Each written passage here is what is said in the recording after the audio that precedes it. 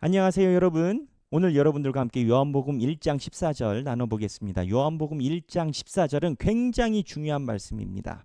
그래서 조목조목 몇 가지만 짚어보고 있는데, 지난번에 우리가 뭘 봤나요? 말씀이 육신이 돼요. 이게 뭡니까? 하나님의 신성이 육신, 인성이 같이 결합해서 육신이 되어 있다라는 거죠. 그러니까 예수님 안에 100%의 인간과 100% 신성이 같이 있어서 50대 50도 아닙니다. 100대 100이 같이 있어서 예수님 안에 완벽한 인간과 완벽한 신의 속성이 같이 있다. 그래서 삼위일체 설명드렸죠. 너무 인간의 위계만 강조하면 예수님이 하나님 밑에 가고, 신을 강조해가지고 인간성을 부인해버리면 가연설로 이단에 빠진다. 양쪽이. 결론은 뭐였습니까? 신앙은 균형이다. 예수님이 말씀과 육신이 안 되는 것처럼 여기는 것이 같이 있었던 것처럼 신앙은 균형이다. 이 얘기를 드렸죠. 자, 그러면 오늘 말씀이 육신이 돼요. 신앙이 균형으로 예수 그리스도 안에 신성과 인성이 같이 있습니다. 그런데 그 다음이 중요합니다.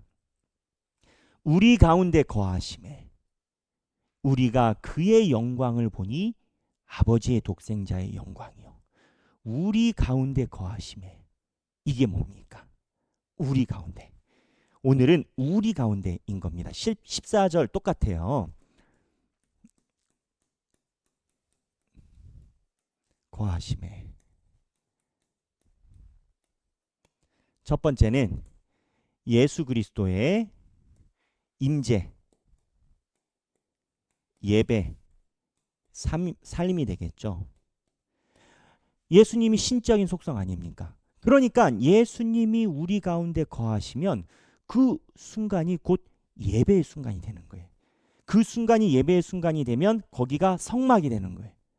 예수님이 신이니까 인성과 신성이 같이 거하면, 그래서 예배 중에 예수 그리스도를 바라보면 이 순간이 예배의 현장이 되는 거예요. 이 가운데 성막이 내려앉는 거예요. 우리 가운데 거하시면. 그래서 외적으로 보면 예배에 대한 삶을 이야기를 하지만 내적으로 보잖아요, 여러분. 내적으로 보면 우리 마음속에 예수님이 왔을 때인 겁니다. 지금 우리는 두 번째가 더 많이 해당되겠죠.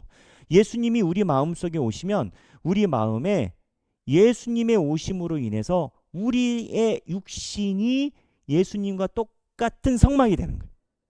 그래서 우리 가운데 거하심이라는 것은 우리 안에 있는 예수 그리스도의 육신이 똑같이 거하면서 우리의 육체가 하나님의 신적인 속성으로 바뀌는 거예요. 이거를 구약에서는 쉐키나라라고 합니다. 쉐키나가 무슨 뜻이냐? 하나님의 영광이 임하는 거예요. 그래서 우리 가운데 거하심이라는 것은 예수를 믿으면 예배하는 순간과 내 가정이 예수 믿는 것으로 인해서 쉐키나 하나님의 영광이 임하는 것이고, 우리 가운데 임하면, 우리 마음속에 임하면 내 육체와 내 삶이 예수 그리스도의 영광으로 바뀌는 거예요. 여러분 한번 생각해 보십시오.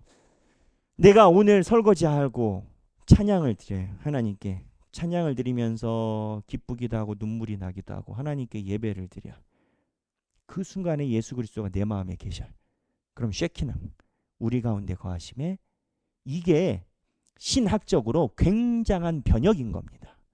성막에만 존재하던 말씀에, 성막에만 존재하던 신적인 속성이 예수만 믿으면 우리의 삶과 삶에서 신적인 속성이 그대로 번져나가는 거예요. 이거는 뭐라고 할까? 유비쿼터스?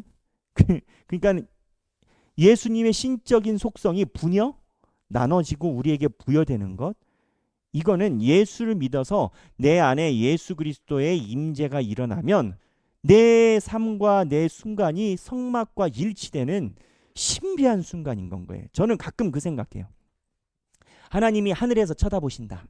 공중에서 이렇게 땅을 쳐다봐요. 가끔 우리 비행기 타고 가다가 야밤에 도시에 착륙할 때 보면은 막 불들이 보이잖아요. 깜깜할 때. 비행기 타보셨죠? 안 타보신 분은 유튜브에 비행기 공중 상공 보시면 그래요. 이렇게 막 보면 빛이 보이잖아요. 우리가 우리 안에 예수 그리스도를 영접하고 그 안에 예수로 충만이 중요합니다. 예수 그리스도를 충만하면 하나님이 볼 때 저기가 예배에 불이 붙어 있는 장소인 거예요. 여러분들이 집에 있을 때 또는 회사에 있을 때 예수로 충만하네. 우리 찬양 부르잖아요. 그 충만하게 되면 성막이 거한 건 거예요. 그래서 말씀이 육신이 되어 우리 가운데 거하심에, 여기 보면 우리가 그의 영광을 보니 아버지의 독생자의 영광이요 은혜와 진리가 충만하니라 라고 표현되어 있어요. 충만.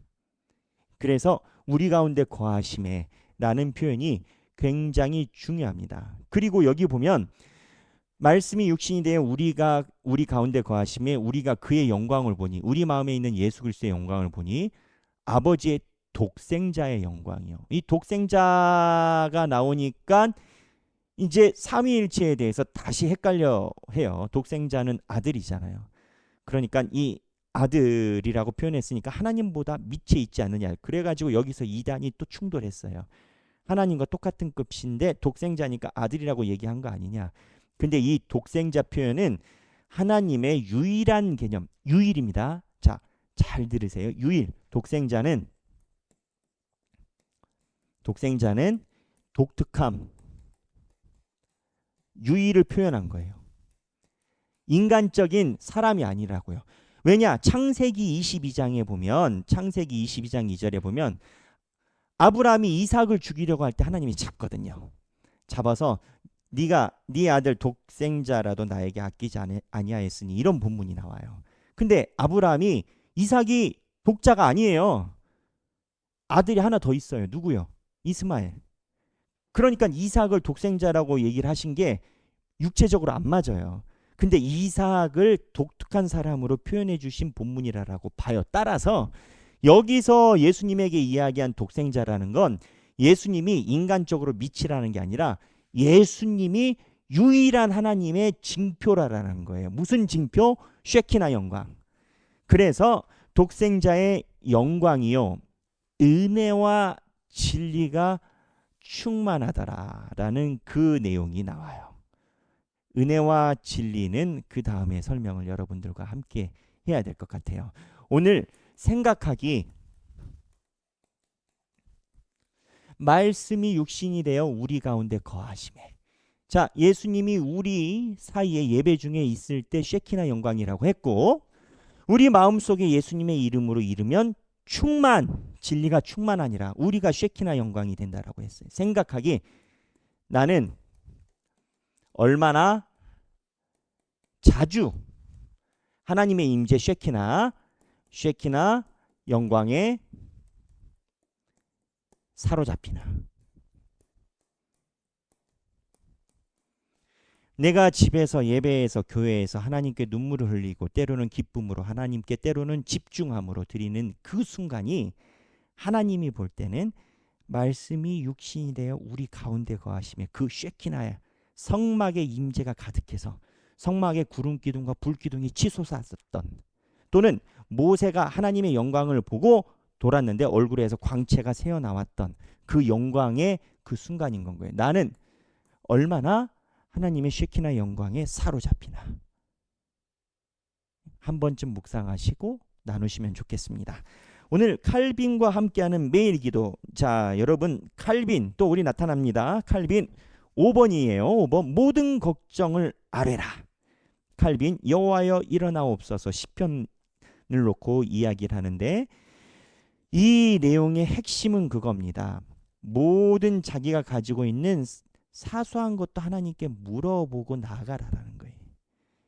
그게 기도의 시작이라는 거예요. 내가 걱정이 있으면 하나님께 물어봐야지. 가끔 그런 얘기 들어요.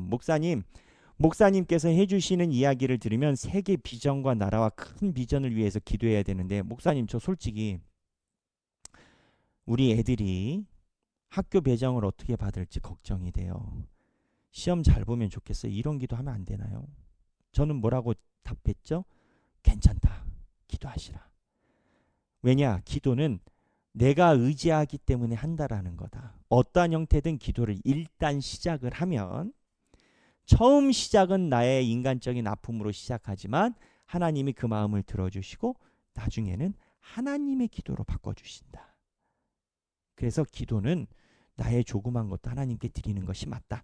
칼빈이 그 이야기를 해요. 그래서 모든 걱정을 머리에만 싸매지 말고 걱정을 하나님께 드림이 조그만 거 하나도 하나님께 기도함이 하나님이 나를 만져주신다. 당신의 기도가 지금 당신을 괴롭히고 있는 것을 모두 다 솔직하게 하나님께 아뢰는 시간이 되게 하라. 이렇습니다. 오늘 1장 14절 두 번째로 나눠봤는데 1장 14절하고 그리고 칼빈의 기도 같이 보시면서 행복한 하루 되시길 바랍니다. 감사합니다.